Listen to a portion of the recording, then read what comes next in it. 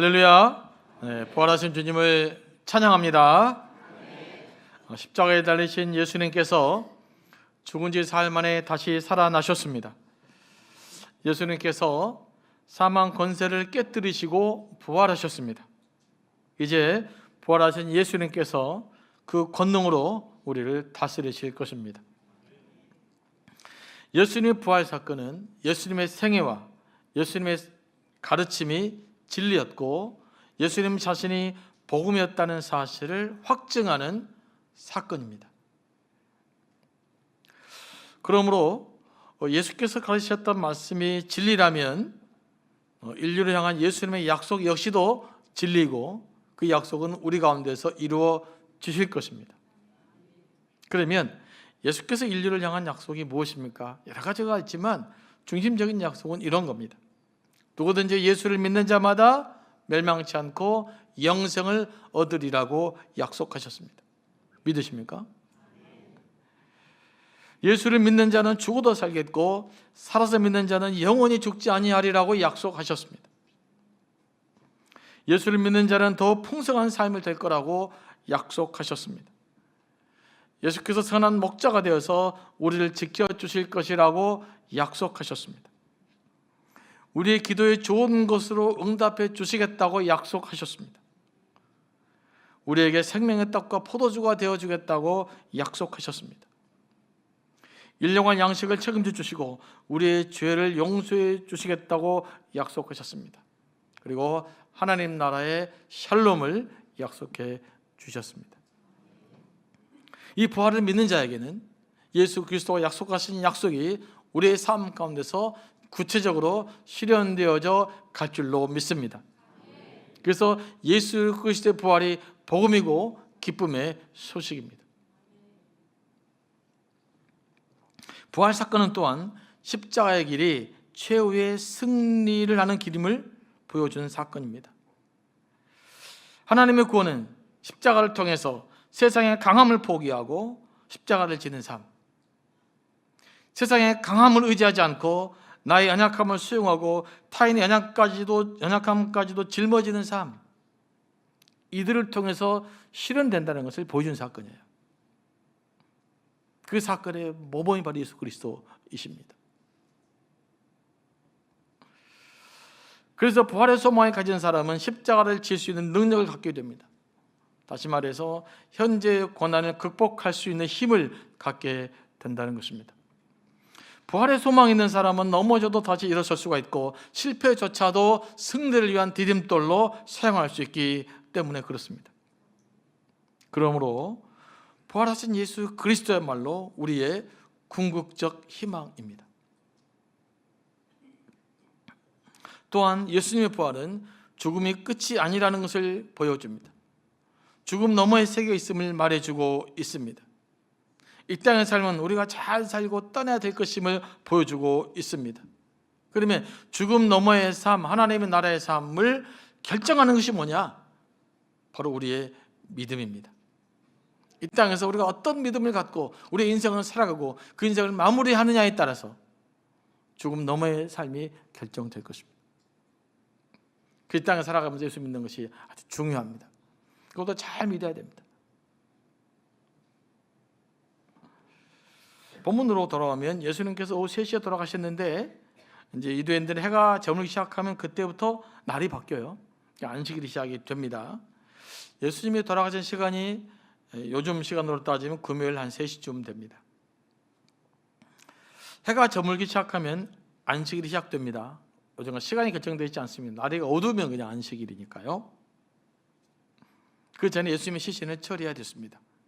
안식일이 되면 일을 하면 안 되니까요. 그래서 아디마대 사람 요셉이 내어준 무덤에 예수님의 시신을 안치하기 위해서 매우 서둘러 했습니다. 그러다 보니까 예수님의 시신에 향유를 바를 시간도 없이 세마포에 쌓아서 무덤에 모셔두었습니다. 원래 누군가가 죽으면 그를 사랑하는 사람들이 그 피를 다 닦고 향유를 바르고 세마포로 감싸야 되는 것이 이제 죽은 자에 대한 예인데 그걸 못 지킨 거예요. 그래서 안식일이 지난 다음에 그러면 이제 토요일 날 저녁이 되겠죠. 금요일 저녁부터 토요일 날 저녁이 안식일이니까 그때 저녁은 일할 수 있잖아요. 안식일이 끝났으니까. 그래서 그날 밤에 세 여인은 예수님께 바를 향유를 샀습니다. 그리고 그 다음날 아침 새벽까지 기다렸죠. 그리고 이른 새벽에 예수의 무덤을 향해 갔습니다. 그 유대인의 날짜에 조금 혼동스러운 것은 뭐냐면 하루에 이틀이 끼어 있기 때문에 이거 보는 사람의 관점에 따라 다를 수 있어요. 이거 가지고 뭐 날짜가 잘 됐냐 안 됐냐 이렇게 주장하는 사람들은 유대인들의 시간 개념을 몰라 사는 사람들이에요.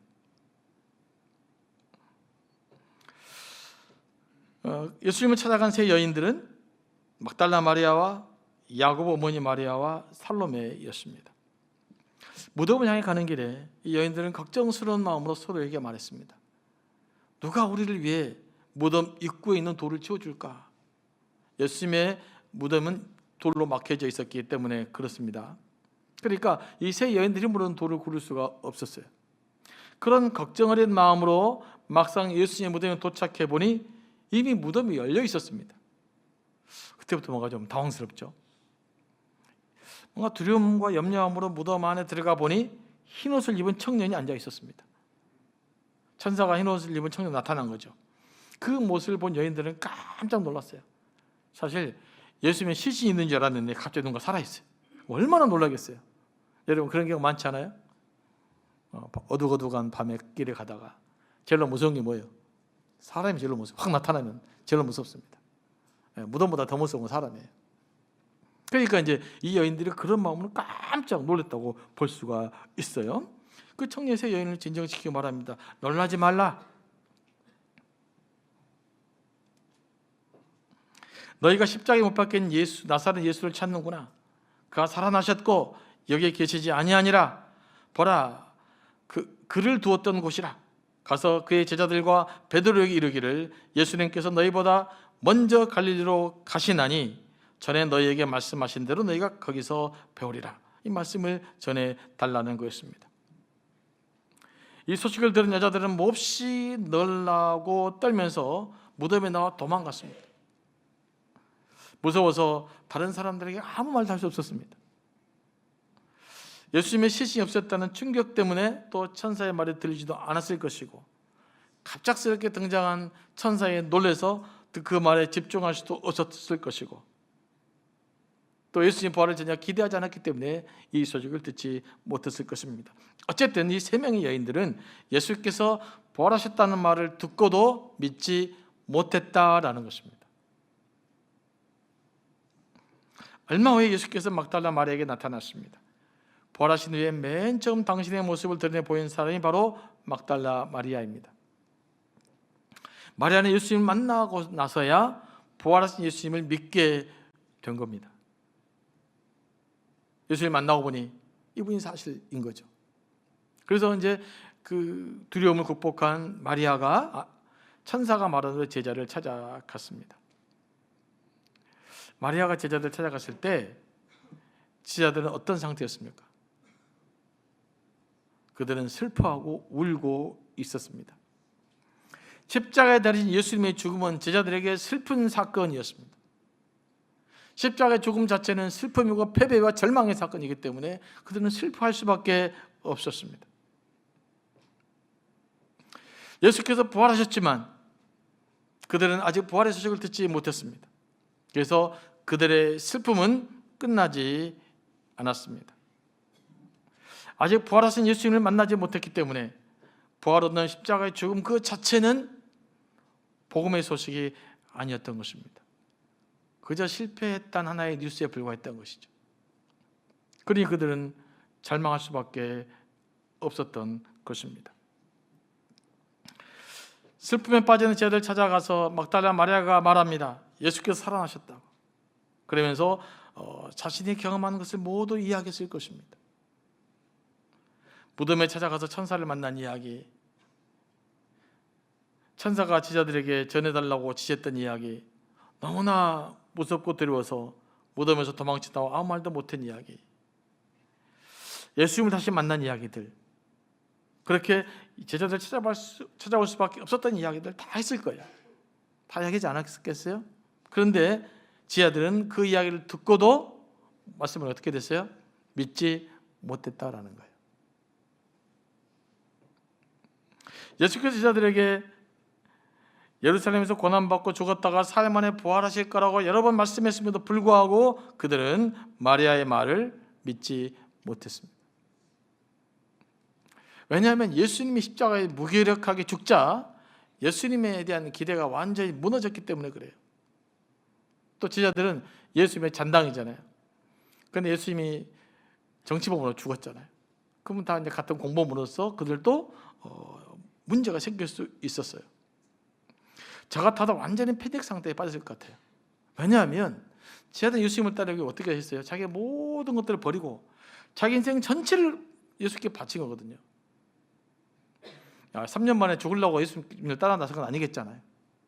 3년 뒤에 내 인생 끝장난다. 그런 예수님 따라가는 거 아니었을 거 아니에요. 예수님을 따라가면 무언가 있을 거라고 생각하면서 자신의 전부를 올인했는데 그분이 돌아가셔 버렸어요. 그럼 완전 패닉이죠. 여러분 같아도 그랬을 거라고 저는 생각을 해요. 그러니까 제자들은 정신적 공황 상태에 빠져서 예수님 부활을 전혀 기대하지 못했어요. 그러다 보니 막달라 마리아가 무슨 말을 해도 믿을 수 없었던 것입니다. 그들에게는 그 말을 믿을 만한 여력이 없었어요. 그 후에 예수님의 제자 둘이 시골로 가는 길에 부활하신 예수님을 또 만납니다.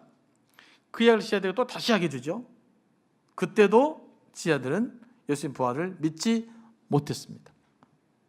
마리아는 그러다 치고 자기와 가까운 동료인 제자들이 말해 주었음에도 불구하고 예수님 부활 소식을 믿지 못했습니다. 여기까지 마가복음이 강조한 것은 뭐냐?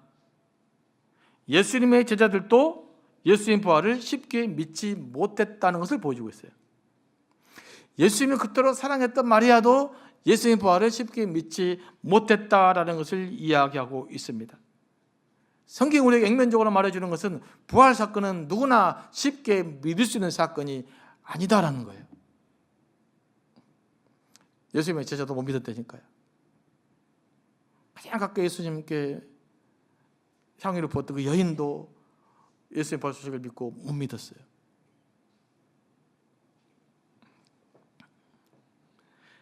여러분, 부활 사건은 아무나 쉽게 믿을 수 있는 사건이 아닙니다. 그래서 지금도 많은 사람들이 부활을 잘 못 믿어요. 세상 사람 더 못 믿습니다. 그런데 성경도 똑같이 이야기하고 있어요. 우리들만 믿기 어려운 게 아니라 제자들도 믿기 어려웠다. 이게 지금 오늘 마가복음에서 강조하는 바입니다. 제자들이라고 해서 부활 소식을 들으니까 얼씨구나 좋다 환영할 수 없었다라는 뜻이에요. 그러므로 세상 사람들이 부활을 믿지 못하는 건 어쩌면 당연한 일입니다. 왜냐하면 그들은 지금까지 부활이란 예수의 부활이라는 사건은 지금까지 경험해보지 못했던 사건이고 상식적으로 생각하면 일어날 수 없는 사건이기 때문에 그래요. 요즘으로 말하면 자연과학의 법칙과 어긋나요. 물리적 법칙과 어긋나기 때문이에요. 그러므로 예수님을 안 믿는 사람들은 부활을 믿기가 정말로 어려운 것입니다. 부활을 믿게 되었다는 것은 기적이 일어난 거예요. 그러면 제자들은 어떻게 부활하신 예수님을 믿게 되었을까요? 그들은 부활하신 예수님을 만났기 때문입니다. 바울 역시도 예수를 핍박하다가 부활하신 예수를 만나고서야 부활에 대한 확신을 갖게 됩니다. 바울의 증언에 따르면 예수님은 500명의 제자들에게 일시에 보이셨다라고 말하고 있습니다. 그러니까 제자들이 예수님을 믿게 된, 예수님의 부활을 믿게 된 결정적인 근거는 예수께서 나타나셔서 그들 예수님과 만났기 때문입니다. 제자들은 빈 무덤을 보고 예수를 부활을 믿은 것이 아닙니다. 부활하신 주님을 만났기 때문에 그 빈 무덤이 부활의 증거로 보였던 것입니다. 수많은 제자들은 예수님을 만나고 나서 비로소 그리스도의 부활을 확신하게 된 겁니다. 예수님의 부활은 예나 지금이나 논리적인 설명으로 해설할 수 있는 것이 아닙니다. 논리적으로 설명해서 믿을 수 있는 것이 아닙니다. 부활은 예수님을 인격적으로 만나야 믿을 수 있는 것입니다. 그런 부활 사건은 영적인 사건인 거예요. 자연과학에서는 설명할 수 없는 것을 우연이라고 말합니다. 그래서 설명할 수 없는 모든 것은 우연이라는 단어를 갖다 붙이면 다 해결이 됩니다. 논리가 안 맞다, 우연입니다. 수억년이 됐다, 우연입니다. 우연만 붙이면 다 맞게 됩니다. 생물학에서는 돌연변이라는 단어만 쓰면 다 해결됩니다. 진화의 고리가 안 맞다, 돌연변이다. 먼 고리가 안 맞다, 돌연변이다. 세상에서 이 땅을 설명하는 경우는 우연과 돌연변입니다. 하지만 성경은 설명할 수 없는 것을 기적이라고 말합니다. 우리 인생의 문제와 결부될 때는 섭리라고 말합니다. 이 땅을, 세상을 해석하며 살아가는 두 가지 방법이 있습니다. 우연과 돌연변이 속에서 살 것이냐, 하나님의 기적과 섭리 속에서 살 것이냐. 어떤 삶이 더 풍요로운 삶을 살 수 있을 것 같습니까? 하나님이 역사의 개입에 들어오는 순간에 기적이 나타납니다. 혼돈과 무질서의 세상에 하나님 개입에 들어오셨더니 세상이 창조되었습니다. 무에서 유가 생긴 것입니다. 이걸 창조라고 그래요. 예수께서 한 사람의 죽음의 시신에 하나님께서 개입하셨더니 부활의 역사가 일어났습니다. 이걸 부활이라고 그래요. 예수님 부활은 하나님이 예수님의 죽음의 개입에 들어온 특별한 사건이에요. 보편적 현상이 아닙니다. 인류 역사상 죽었다고 부활하신 분은 예수님밖에 없습니다. 그래서 부활은 과학적인 검증의 대상이 될 수가 없습니다. 부활 사건을 과학적으로 검증해 보자는 것처럼 어리석은 논법은 없어요. 말이 안 되는 거거든요. 과학적 검증의 대상이 되려면요, 관찰 가능해야 돼요. 그리고 보편성이 있어야 돼요. 보편성이라는 말은 지속적으로 다양한 방식으로 유사한 사건이 일어나야 됩니다. 그런데 예수님 부활 사건 둘 다 해당되지 않습니다. 더구나 예수님 부활하셨습니다. 승천했습니다. 증거를 남기지 않았어요. 그래서 부활 사건은 어떤 사건으로 남습니까? 믿음의 사건으로 남는 것이지 검증의 사건으로 남는 것이 아니에요. 그래서 부활이 어려운 거예요. 검증해버리면 쉬운데 그게 안 된단 말이에요. 그러면 어떻게 우리는 부활하신 예수님을 만나고 믿을 수 있겠습니까? 예수님의 제자들처럼 부활하신 예수님을 영적으로 만나야 됩니다. 부활하신 예수님을 영적으로 만나게 하기 위해서 하나님께서 우리에게 보내신 분이 계십니다. 그분이 바로 성령님이십니다. 그래서 성령의 은사 중 하나가 지식의 은사예요. 그게 뭐냐면 깨달음의 은사예요. 그러니까 하나님의 성령을 보내주셔서 성령이 우리에게 임하고 성령이 우리에게 지식 은사, 깨달음 은사를 주시면 우리 영안이 열려서 부활하신 그리스도가 비로소 믿어지게 되고 이해되게 되고 그를 만날 수 있게 되는 것입니다. 그래서 부활하신 주님은 영적인 만남의 사건이에요. 그렇게밖에 우리는 주님의 부활을 만날 수가 없어요. 경험할 수밖에, 그렇게밖에 주님의 부활을 우리는 경험할 수 없는 것입니다. 그래서 우리가 성령을 초대하고 성령께 도움을 요청하면 지금도 우리 마음에 역사하셔서 부활하신 예수님을 만나고 경험하게 되는 것입니다. 성경은 그래서 예수님이 어떻게 부활하셨나 보다, 어떻게 부활하게 됐는지 보다는 부활하신 예수를 만난 제자들의 변화를 더 상세하게 묘사하고 있습니다. 왜냐하면 부활하신 예수 그리스도는 증명할 수가 없는데 그들을 만났다고 경험하는 제자들의 삶의 변화는 볼 수 있기 때문에 그래요.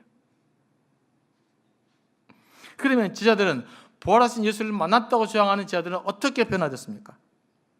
슬픔에 잠겨 두려움에 떨고 있던 제자들이 바로 담대하게 변하게 된 겁니다. 삶이 완전히 바뀌어버려요. 근데 나쁘게 바뀐 것이 아니라 완전 긍정적으로 바뀌어버립니다. 그들이 전도하는 모습은 에너지가 넘치고 역동성했습니다. 예수님을 3번이나 부인했던 베드로는 바로 그 현장에서 그 공회원들에게 당당하게 복음을 전했습니다. 마치 죽은 자가 살아난 것 같습니다. 그들이 요한과 베드로에게 복음을 전하지 말라라고 했을 때 베드로가 어떻게 말합니까? 하나님 앞에서 너희 말을 듣는 것이 하나님의 말씀을 듣는 것보다 옳은가 판단하라. 우리는 듣고 들은 것을 말하지 않을 수가 없느니라. 이렇게 말해요. 불과 며칠 전에 베드로는 그 여종의 질문이 무서워서 3번이나 예수님을 부인했던 사람이에요. 이렇게 확 바뀝니다. 어때요? 뭐 때문에요? 부활하신 예수를 만났기 때문에 그래요.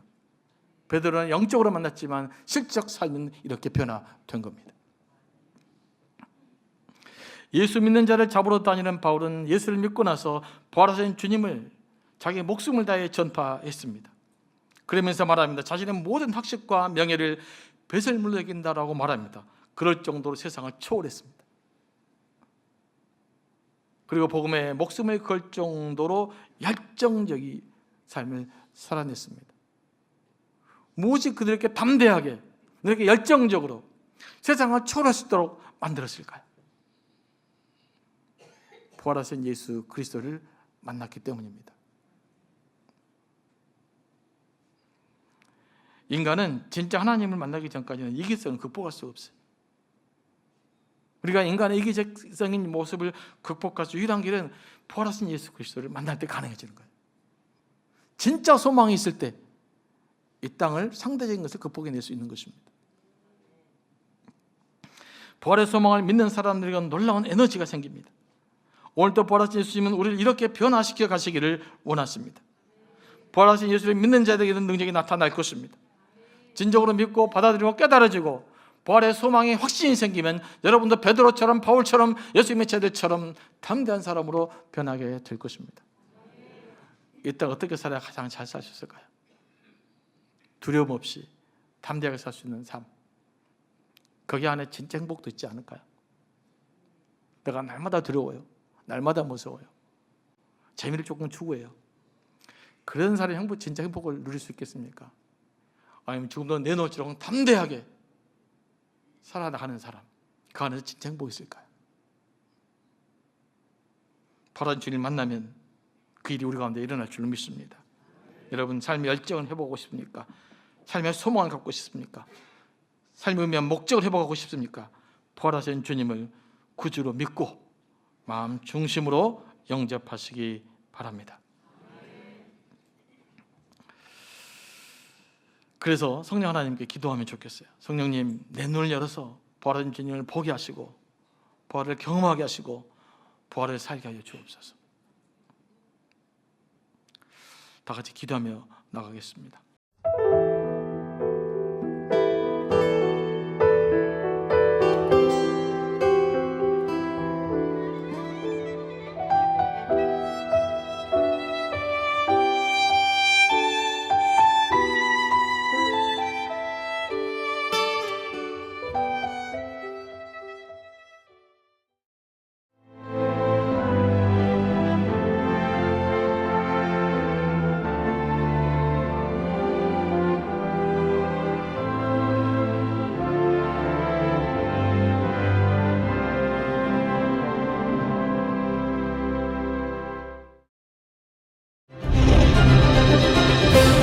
기회는 준비된 도시를 선택합니다. 대지엔 바이오, 반도체, 도심엔 문화, 하늘엔 우주. 대한민국 미래 산업의 새로운 가능성을 열어가는 곳. 격이 다른 도시, 순천입니다.